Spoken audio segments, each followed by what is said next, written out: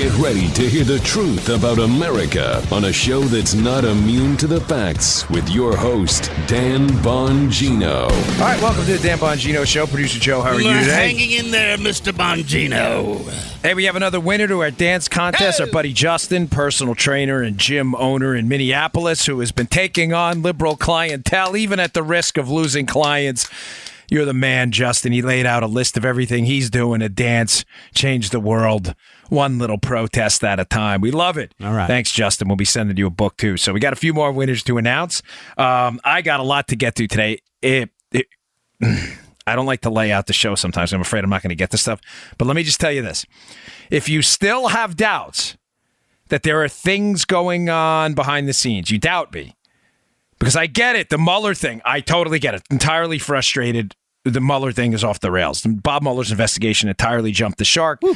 Arthur Fonzarelli from Happy Days, as I said, would be ecstatic. Hey. Disaster. But on the investigation into the FBI and the DOJ and very specific abuses, folks, things are happening.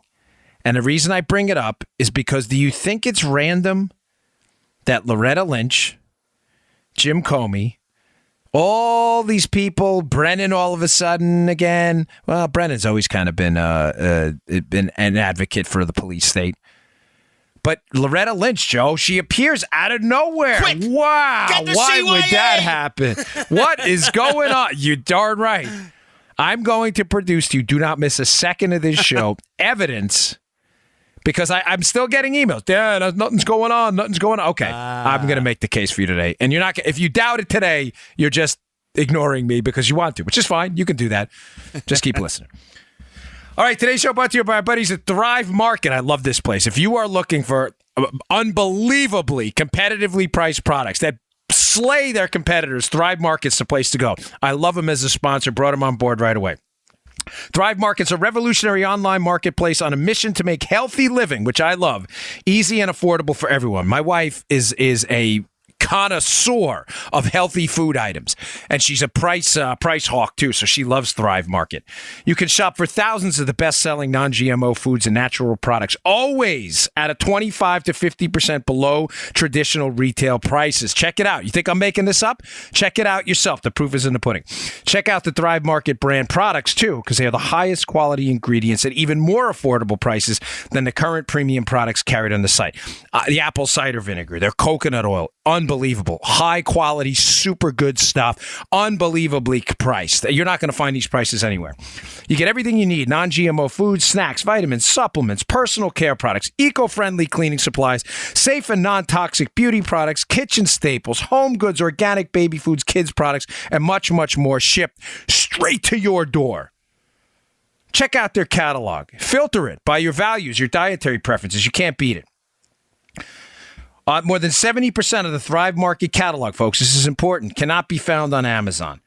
Doesn't make sense that non-organic products cost more than organic natural products. And now, for the first time in history, you can easily access wholesome alternatives to conventional products found at traditional supermarkets at the same price or lower.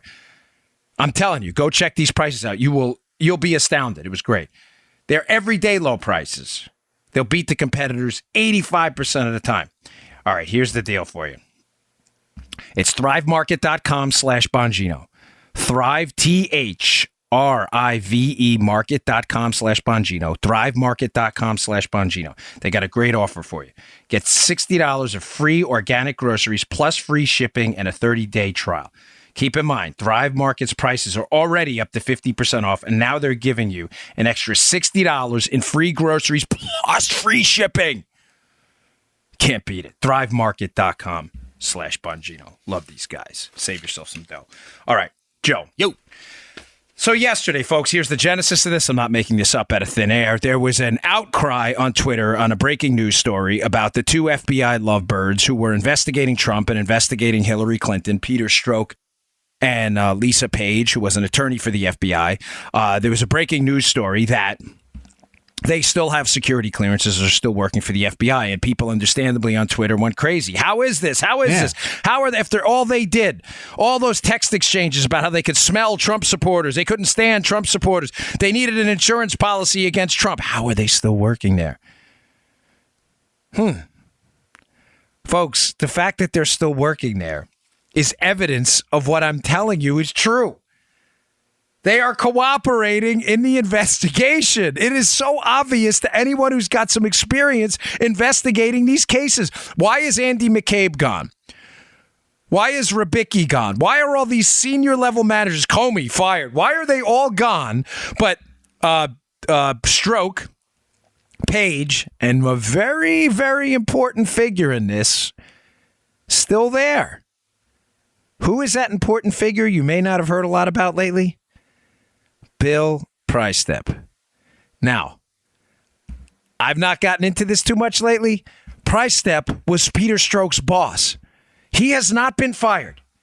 I want to walk you through something so you understand, because this is all going to come out within days and weeks in the IG report that's right about to flow. Mm-hmm. Like water over a cliff. And it is going to be devastating. Yesterday, also breaking, was Devin Nunes, the Republican congressman who's been looking at this entire situation. Finally, Joe got access to the electronic communication, the document explaining how this whole investigation started, which is going to be damning. I want to play for you some audio here. This is important audio. I've played this before months ago, I think in episode 628. But it is more important now. But before I play it, I want to lay out for you what exactly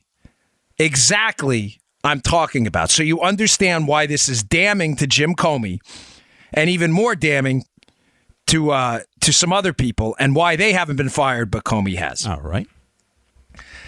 Let me lay out the premise.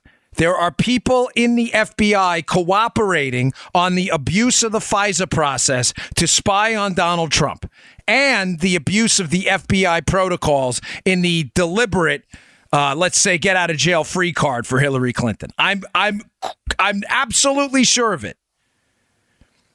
Now, listen to the first part of this audio. This is Representative Elise Stefanik, a Republican from New York, questioning Jim Comey back in March of 2017.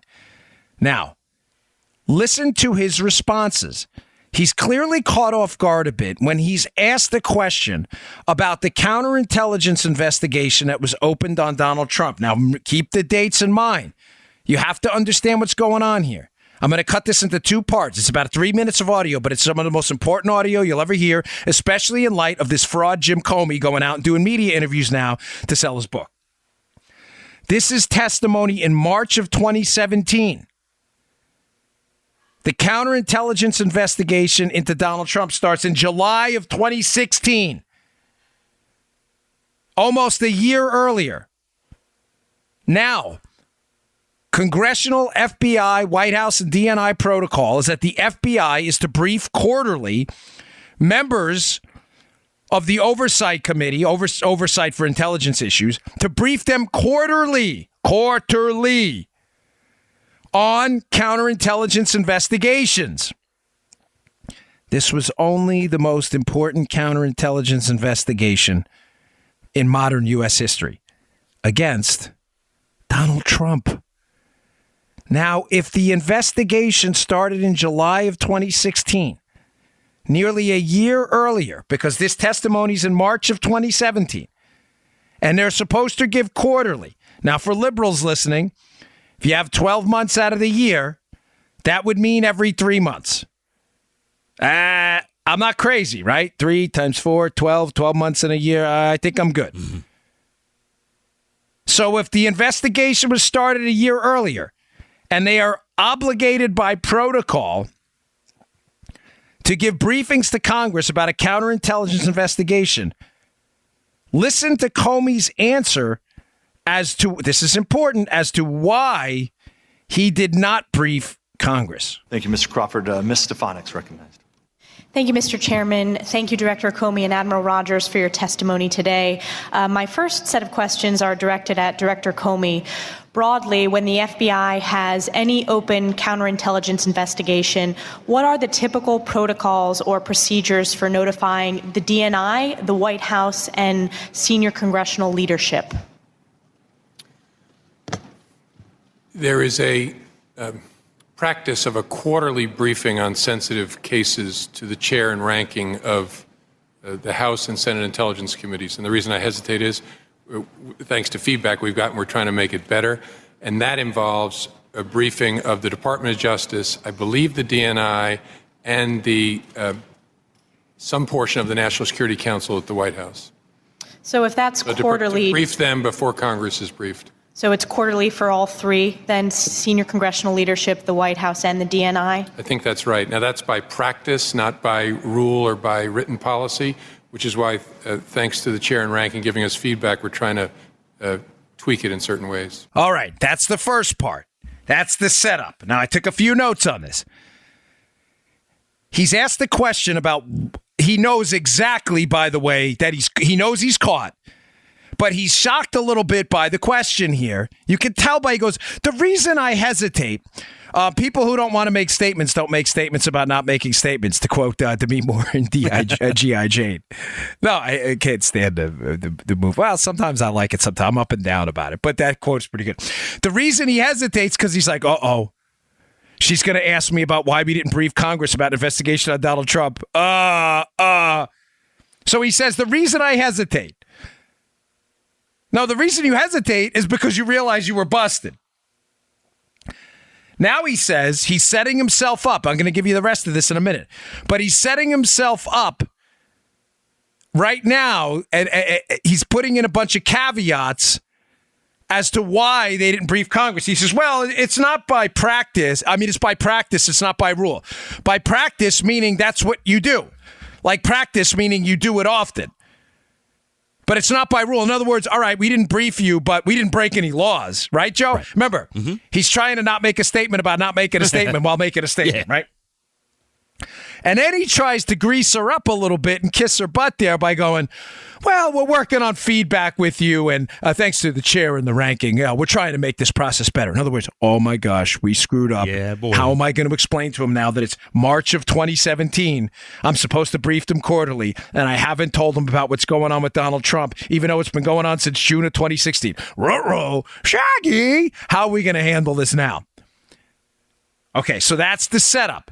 Now, the coup de grace. So since in your opening statement you confirmed that there is a counterintelligence investigation currently open, and you also referenced that it started in July, when did you notify the DNI, the White House, or senior congressional leadership? It's a good question. Congressional leadership, sometime recently, they were briefed on the nature of the investigation in some detail, as I said. Obviously, the Department of Justice has been aware of it all along. The DNI, I don't know what the DNI's knowledge of it was because we didn't have a DNI until Mr. Coates took office, and I briefed him his first morning in office. So just to drill down on this, if the open investigation began in July and the briefing of congressional leadership only occurred recently, why was there no notification prior to the past month? I think our decision was it was a matter of such sensitivity that we wouldn't include it in the quarterly briefings. So when you state our decision, is that your decision? Is that usually your decision what gets briefed in those quarterly updates?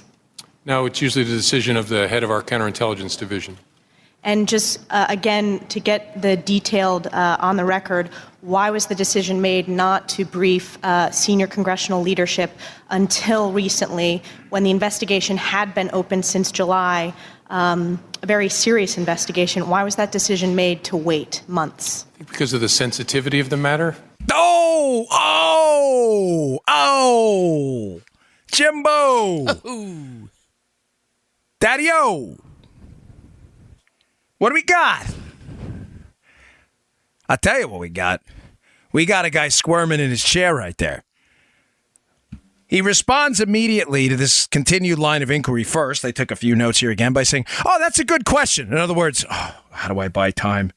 How do I buy time to snake and wiggle my way out of this? Why I didn't notify Congress that we're investigating the President of the United States and a former presidential candidate who won the presidency? Oh, that's a good question. Did you see the White Sox game last night? What do you think about that cat video on YouTube? Is she paying attention? No, it's not a good question. It's a great question. And the fact that he says recently, given that it is now nearly a year later, and he still hasn't notified Congress, he's starting to realize we're in a lot of trouble. He goes on to then tell either a lie or he is just not that slick. He says, well, I didn't notify the DNI, Director of National Intelligence, because there wasn't one. No, there was. Jim Clapper was the DNI the entire time. Maybe he's trying to preserve Jim Clapper, save Jim Clapper from having to testify himself. I don't know. But I'll give him a pass on that one. I don't know why, but I'm feeling generous this morning. All right. But then they asked again by Representative Stefanik, who senses she's onto something here. He says, well, we didn't notify them because of the sensitivity of the matter. That's the whole reason they do congressional briefings, folks. The whole reason they do congressional briefings on sensitive counterintelligence investigations is precisely because of the sensitivity of the matter. That is not a reason to break practice and not notify the representatives of the people of the United States and their Senate counterparts. You are not an independent organization, Jim Comey. You hubris-filled windbag. You do not run a Praetorian Guard, a Gestapo force. This is a constitutional republic where there are checks and balances vertically and horizontally within the government. Mm-hmm. Vertically within the executive branch of the president, which you work for, horizontally amongst Congress overseeing the executive branch, the courts having their own independent powers, checking and balancing the others. Jim Comey seems to think he was running a private security team. Why am I bringing this up again? I'm not trying to relitigate episode 628. I'm trying to make 2 points to you. That the outrage yesterday about Strzok and Page still working at the FBI, I get it. But don't be outraged. It says to me clearly that they are cooperating with Sessions. I'm not defending Sessions again on the Mueller thing. Please, it's a disaster. I get it. And I totally see your point that the recusal is probably enough right now to ask new blood in it. I get it. I'm just saying to you, don't ignore what's going on behind the scenes on the investigation into Trump. Don't ignore that. It's real. Now, what did this audio have to do with it? It's how he ended off. When the representative, Stefanik, asks him, who told you not to notify us because of the sensitivity of the matter, not to notify Congress about the investigation into Trump? He says, the head of the counterintelligence division. Who is that? Bill Prystep, Peter Strzok's boss. Now you may say, okay, I don't get it. Why does that mean Prystep, Strzok's boss, Strzok, Page? Why do you think they're cooperating? Because Prystep it clearly was thrown under the bus there by Jim Comey, who, by the way, as the conservative treehouse guys noted, it's a good. I got that audio from the months ago. They're not huge fans of mine, and they said some things about Levin I really can't stand, but I do have to. That's where that audio came from months ago. But it reminded me of something today. Why not use his name? It's a good point. What is he hiding? Prystep is clearly implicated in this, in that Comey himself said, Prystep, Strzok's boss, said, don't say anything to Congress. Now, it gets better, Joe. How do we know Prystep is cooperating? One, just anecdotally, where's he been? Nobody's seen him. Nobody's heard of him. There's no media at his house. He's not been called to testify in front of Congress. Nobody's up there outside of a few people calling attention to it, talking about it on talk radio or the news. Why? Why is Prystep? If Prystep's the guy, according to Comey's own testimony you just heard from the horse's mouth, Joseph, if Prystep's the guy that told Comey, don't tell Congress about this investigation, why wouldn't Prystep be the focal point? Because he's cooperating against these idiots. Now, I have this in the show notes today. This is the FISA document from not the report from Devin Nunes. What's the date on this so I get this absolutely correct? February 2nd of 2018, not that long ago, just a few months ago. I have the document, the memo drawn up by Devin Nunes explaining the abuse of the FISA process to spy on Donald Trump. This is in the show notes today. Go look at line 4 of the memo. Let me read it for you. According to the head of the FBI's Counterintelligence Division, Assistant Director Bill Prystep, corroboration of the Steele dossier was in its infancy, and I quote, at the time of the initial Carter Page FISA application. So the same guy who told Jim Comey not to say anything about a counterintelligence investigation into Donald Trump, the same guy who said, don't say anything to Congress, we're investigating the president, has also acknowledged to a member of Congress that the very document the whole investigation was based on, the verification was, quote, in its infancy at the time of the application. Oh, wait, what? You mean it wasn't verified, authenticated, nothing? You used a court designed to spy on terrorists, to spy on the president? And yet you yourself acknowledged to a member of Congress that, oh, yeah, it was just in its infancy when we did that. The dossier, that is. Guys, ladies, they already interviewed this guy. If they already interviewed this guy, where is he now? Well, I'm going to tell you where he is now. Prystep, Stroke, and Page. Again, just bring it back to where we started. People are asking on Twitter. There was breaking news yesterday. They're all still working in the FBI. What's Sessions doing? They're cooperating. It is clear as day. They have likely given some form of grand jury testimony. And the reason Devin Nunes and a lot of who I have enormous respect for is doing a great job, by the way.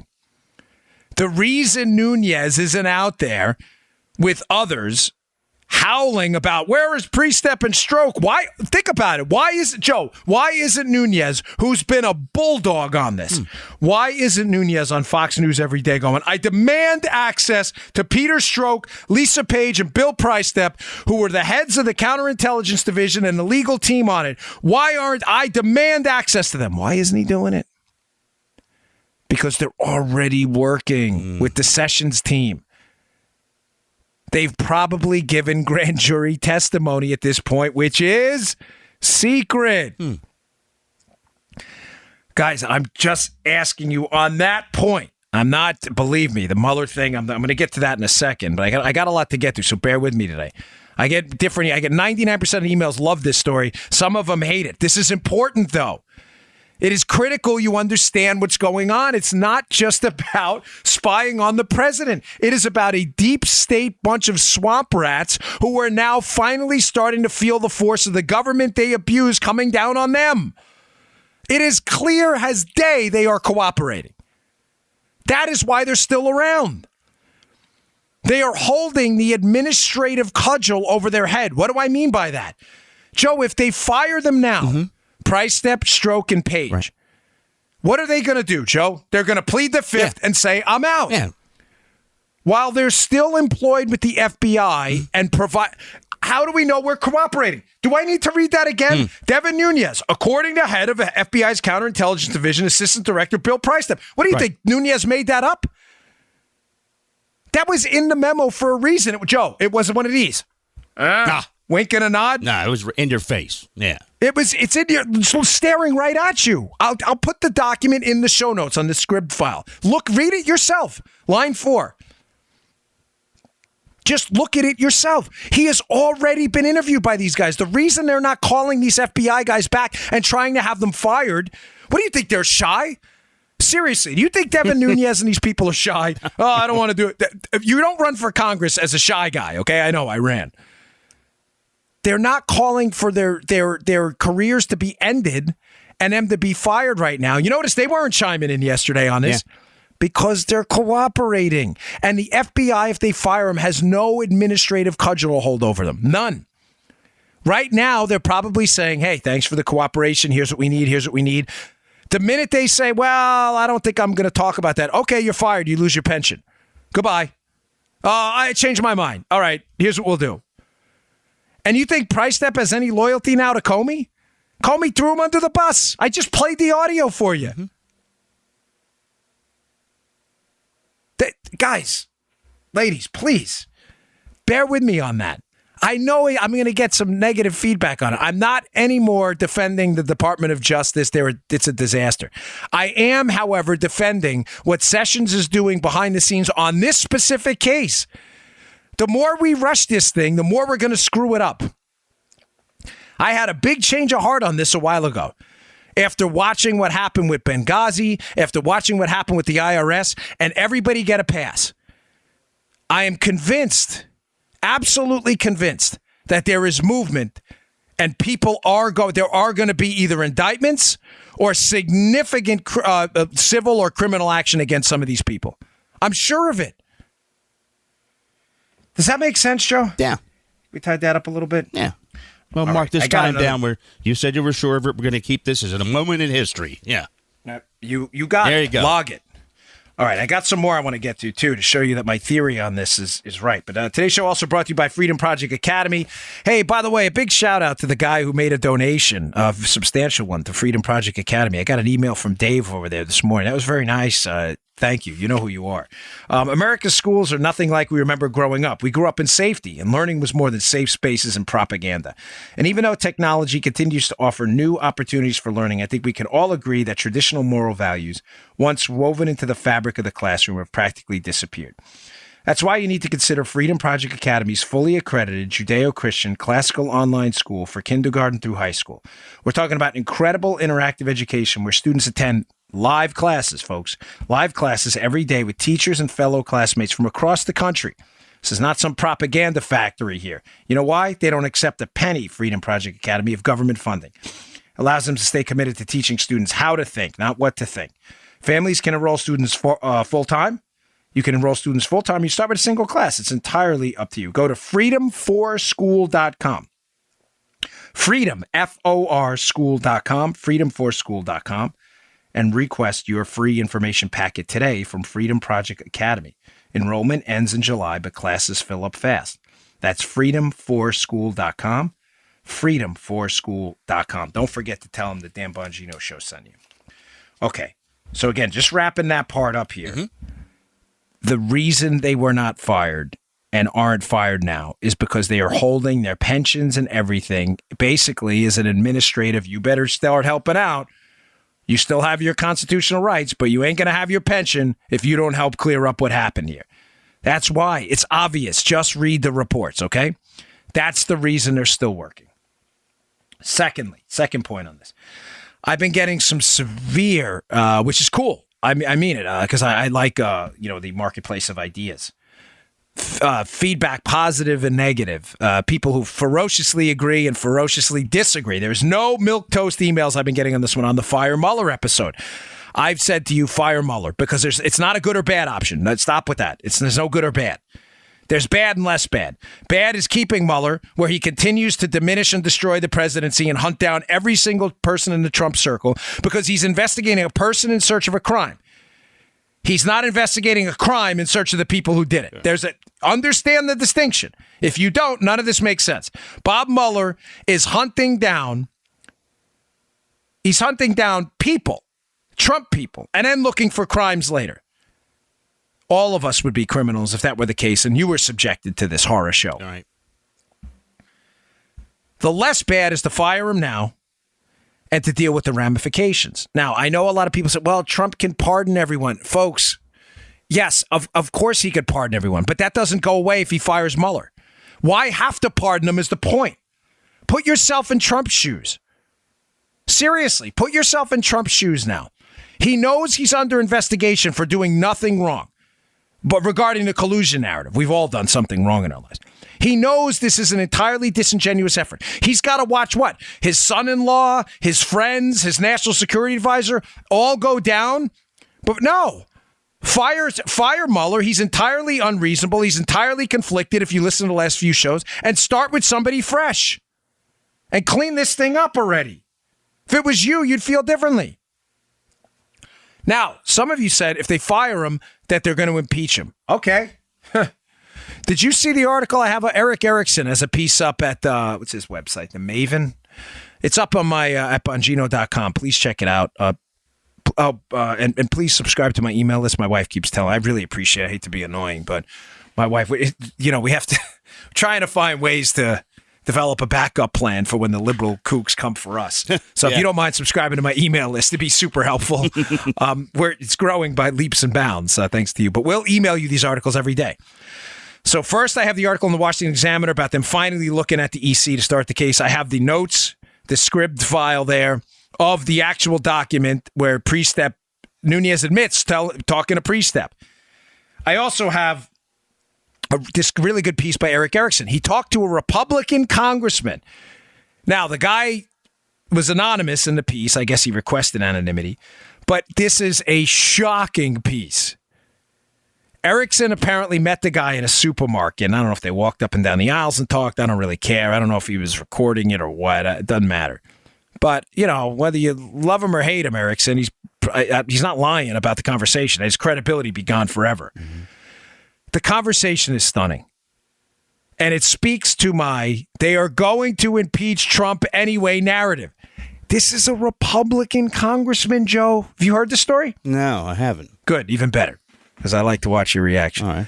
The Republican congressman who admits that on television he's been a vocal supporter of Trump. On TV, so we love him.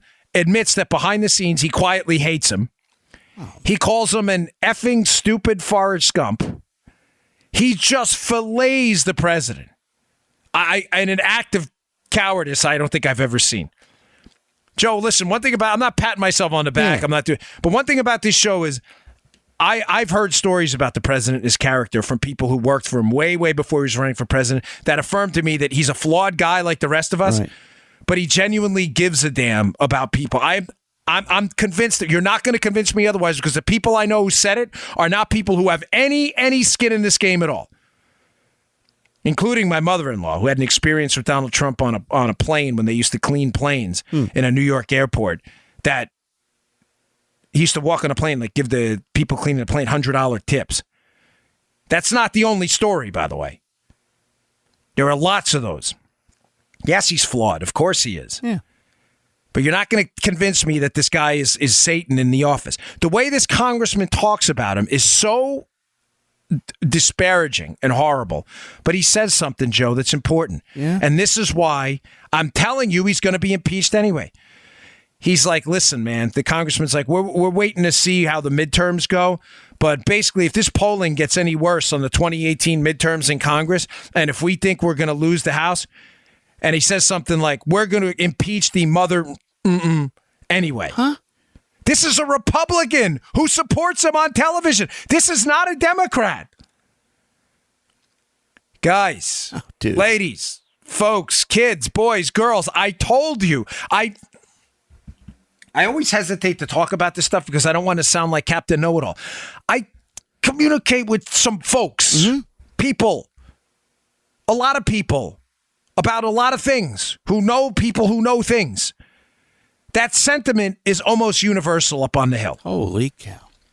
These are out-of-touch, elitist, swamp rat slobs, GOP and Democrat slobs, who want nothing more to continue the cocktail party circuit and getting ready for their lobbying career after they leave Congress and the Senate. That has been all thrown in a lurch by a president who has given the double-barreled middle finger to the swamp class is driving them all crazy. It is almost... read the piece about the way this guy talks about the president. It's a family-friendly show. I can't even use the language. If I did, you'd understand how much he hates him. It's a GOP congressman. Folks, they can't stand this.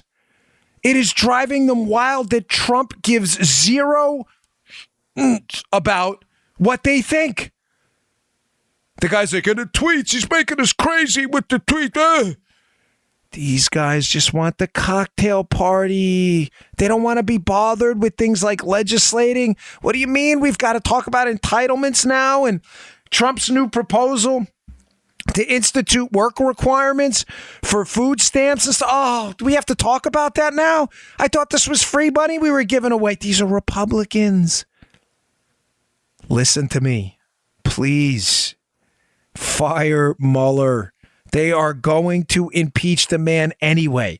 There is no downside to firing Mueller that you get by not keeping Mueller. Everything is going to happen anyway.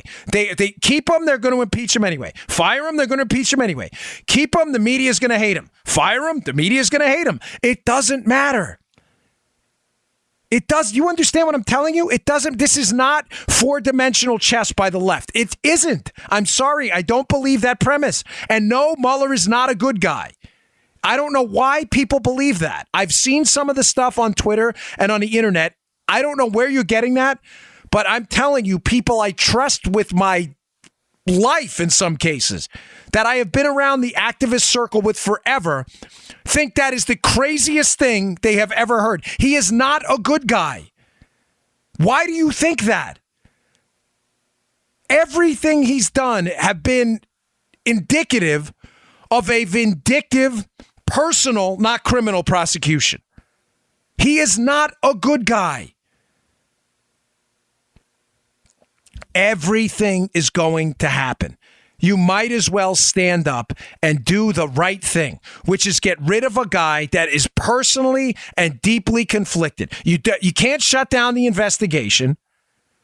I don't think it ever should have been started. I think that's crystal clear if you listen to my show. But we're stuck with this disaster now.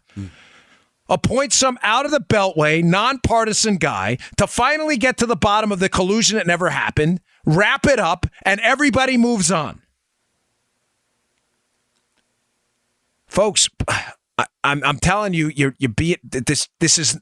Damn it! I get upset about this because I just so desperately want you to see what I see, and I can't do everything and say everything now. I just desperately want you to see it. Trump is smarter than these idiots on the Hill. He may not be as savvy. He's definitely not as elegant in his speech. I get that. But for those of you out there arguing somehow that, think about this, Joe. Yeah. I want you to follow me here because bro. I'm serious. Mm-hmm. Yes, I'm pissed today on this show about this. I can see that.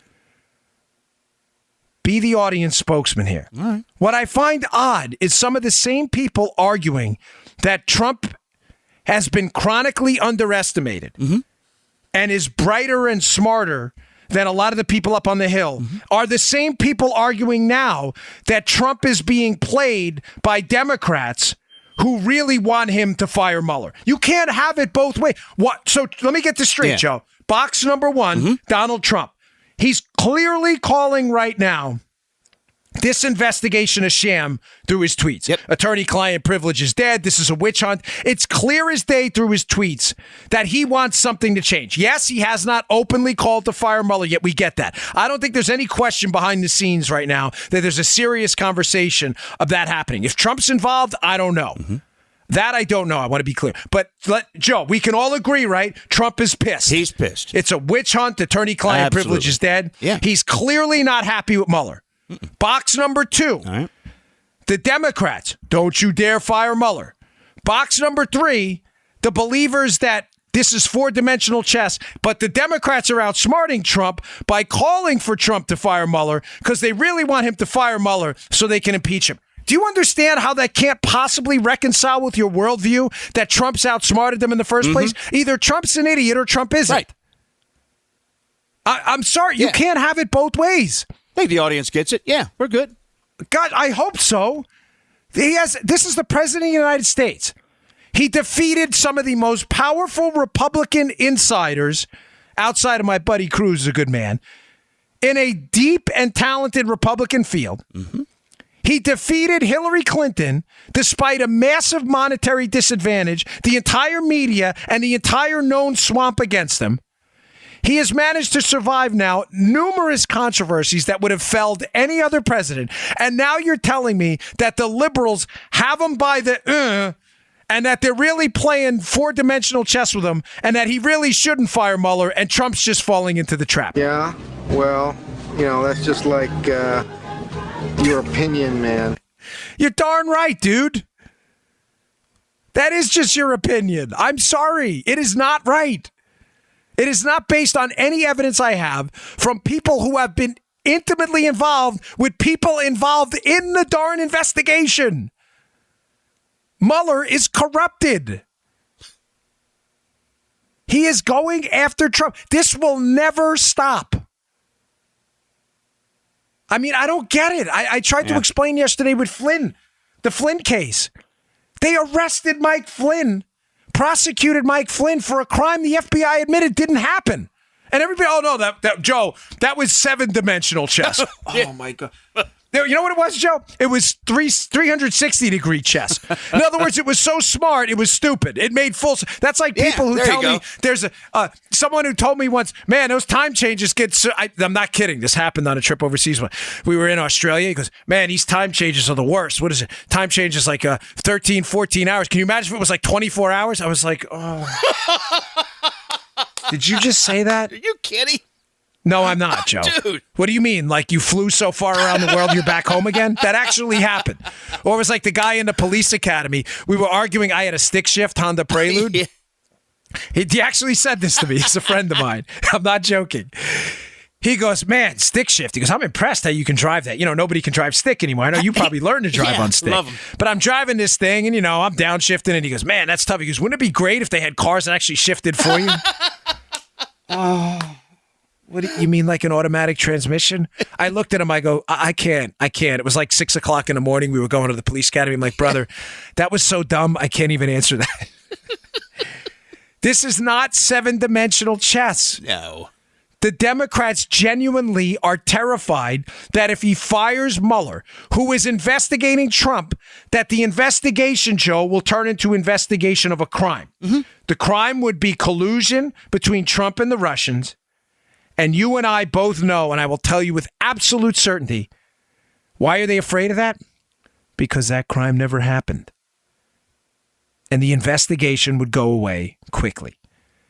And the guy, as I explained to you in my episode 2 days ago, who is now the perfect guy to run interference for them on the Uranium One scandal, the 10X scandal, the Rosatom scandal, the guy who's running interference for them on the verification of the dossier because his buddy, which chief of staff, was in the DOJ. Once that guy by the name of Robert Mueller goes away and they put an independent in there, they're going to be like, something don't seem right around here. So I'm investigating this Russian collusion. I don't see any evidence, but I see a whole lot of evidence of some other crap. Oh.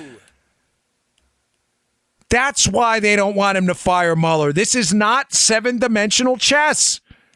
I'm sorry. They are genuinely terrified their buddy Rosenstein and Bob Mueller are going to go, and their entire ammunition box against the president is going to be finished. And making matters worse, they are going to be exposed for the deep layered corruption that led to the spying on Donald Trump and his team and the cover-up of what happened with the Clintons, their email scandal, Uranium One. They are terrified. Mueller is the perfect swamp creature to cover up the swamp gas. He's got high-powered fans blowing the swamp gas in a different direction. Please, if there's ever anything you trusted me with, trust me with this. I am not wrong. Mueller has got to go. This will never, ever stop. Can he pardon them? Of course he can pardon them. But you know what he can't pardon them for? State crimes. That's going to be next. They're going to find a California, New York Attorney General, or New York City District Attorney to find something else. It will never, ever stop. It will all be offshoots of referrals from a Mueller investigation designed to take the Trump team down. Why will it stop if they fire him? Because they'll appoint someone who will never find Russian collusion and the investigation will end because there shouldn't have been investigation because there's no crime. It's supposed to work out today. I'm already mentally exhausted from covering this. I see that. But this matters to me, Joe. I know, Dan. I'm not messing around, brother. I get these stuff all day from people. I've had a deep conversion on this. I was a fire Sessions guy a long time ago too, and granted, I agree with you on the Mueller thing. But I have got to see, and you have to see as well, somebody see justice in this case. And I am convinced behind the scenes that something's going on. I'm also convinced that the GOP swamp wants to impeach Trump. You read that article at my show notes today, you will see exactly what I'm talking about. All right. How are we here? I always ask that during the show. I got like a timer. I'd have to stop asking. All right. Today's show also brought to you by our buddies at FilterBuy. They wrote this ad. This is what I love about them. They are not shy at all. It's spring cleaning time, and like Trump is cleaning out corrupt officials, you can clean up the air you breathe and make your HVAC system great again. And folks, don't procrastinate. Otherwise, dust, mold, pollutants, allergy-aggravating garbage will clog up your system, becomes inefficient, ends up costing you a lot of money. Cost me. I had to replace 2 HVAC systems, the worst. Sounds like the federal government. Clean up the system with my friends at FilterBuy, America's leading provider of HVAC filters for homes and small businesses. They carry over 600 different filter sizes, including custom options, all shipped free within 24 hours. Plus, they're manufactured right here in America. All right. FilterBuy offers a multitude of MERV options all the way up to hospital grade. So you'll be removing dangerous pollen, dust, mold, all that junk out of the air. And you'll maximize the efficiency of your system. Here's the deal for you. Right now, you can save 5%. When you set up auto delivery, you'll never need to think about air filters again. Save money, save time, breathe better with FilterBuy.com. That's FilterBuy.com. FilterBuy.com. And this is important, folks. They will provide these filters for your house or your small business. You got 100 filters, they're your guys. You got one in your house, they're your guys too. FilterBuy.com. Hey, by the way, personal favor, if anyone in the audience does auto detailing, I don't mean like waxing and compounding. I mean, I saw a Raptor yesterday in my neighborhood, Joe. I have a Ford Raptor. Yeah. I love it. It was a black one, and it looked like some of the stuff on the car was painted, like hand painted or something. Like they painted the actual Raptor thing in the back. That looked really cool. If anybody does that and you're local in Florida, let me know. I'll drive down. I want to get some stuff done on my Raptor. So I'm crowdsourcing. Here we go. Let me know. My email's on the website. Here we go. Yeah, I know. My wife's going to hear that. She's going to be, oh, no, you're not doing that. But I'm doing it anyway. I love my wife, but I'm doing it anyway. So sorry, Paulita. All right. Hey, I have a really, really awesome article up at Bongino.com today from Matt Palumbo, our debunking specialist. The article will be at the show notes as well. I'll email it to you again if you're on my email list. But for the gun grabbers out there, this is a fascinating piece. We take suggestions for debunking stuff, and someone I think sent this in about the correlation between gun laws and, gun safety and crime rates. And Matt found a bunch of just terrific information. Joe, the state in the country with what the liberals would call, I just call this constitutional, but the liberals would call lax gun laws. In other words, the Constitution, you can go and buy a gun because it's your right to do so, right? There you go. Is Vermont. Now, what's fascinating is, according to a number of left-leaning outlets, Matt puts this in a piece today, Vermont's gun laws are, quote, the worst in the nation, which lead to the illegal trade of firearms and that they, quote, put children at risk.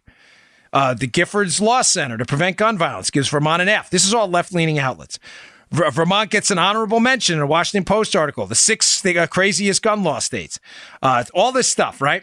Yeah. Because you can go in and generally they abide by the Constitution of Vermont.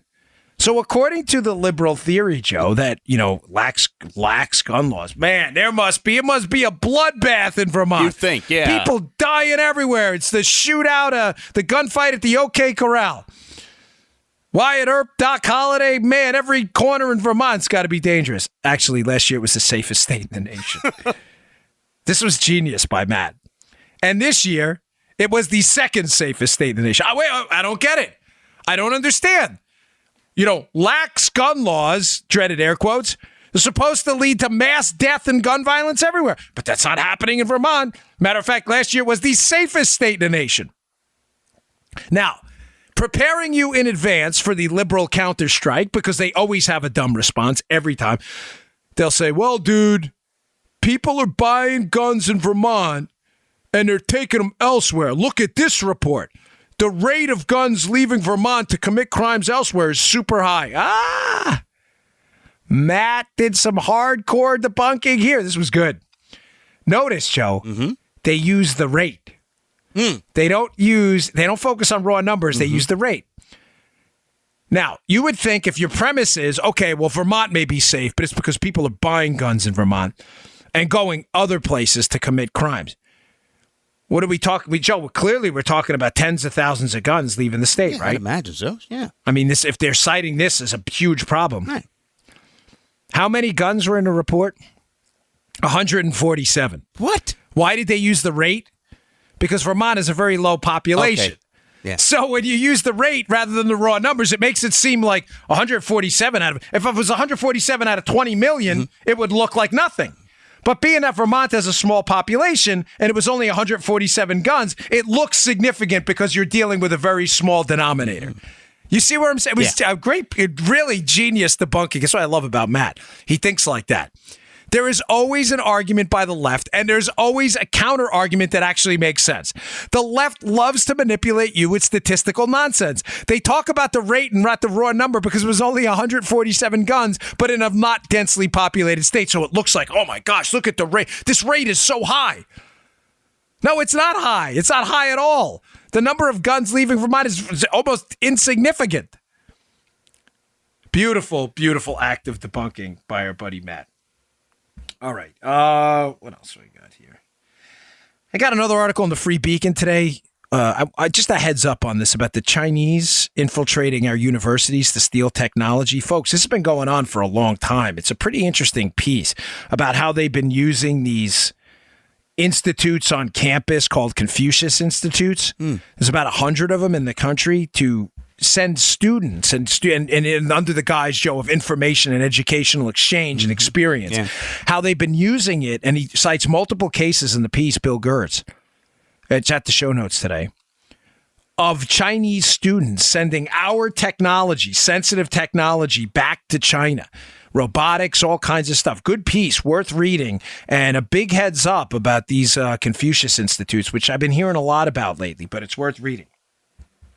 One more thing on this, not to go back to what we were talking about at the beginning of the show, but it's important because this Jim Comey interview with George Stephanopoulos is going to air this weekend. Folks, Comey is not a good guy. In a nutshell, for you to debunk the credibility of this guy to your liberal friends, here are just three things you always need to keep in mind. FISA-gate. Comey clearly threw Price Step under the bus. Price Step said to Devin Nunes that the dossier was in its infancy when they used it, meaning it wasn't verified, meaning they spied on an American citizen. Comey must have known about it. He cites a Price Step in his testimony to Stefanik, and they used it anyway. Comey also called the information in it salacious and unverified. So on the FISA-gate thing, so when your friends tell you how wonderful Jim Comey is, really? He spied on an American citizen, the President of the United States, while acknowledging the information they used was salacious and unverified. And while his number two on the case, Bill Price Step, the guy working on the case, the counterintelligence division guy, said it was only in its infancy when they got it. So explain to me again how Jim Comey's such a great guy. Secondly, Hillary-gate. He wrote this exoneration letter before they interviewed Hillary. Not only that, I've told you repeatedly over and over, the reason this is such a scandal, the email gate, is because Hillary emailed Obama from foreign countries on Obama's personal email using hers. Comey knew that. How do we know Comey knew that?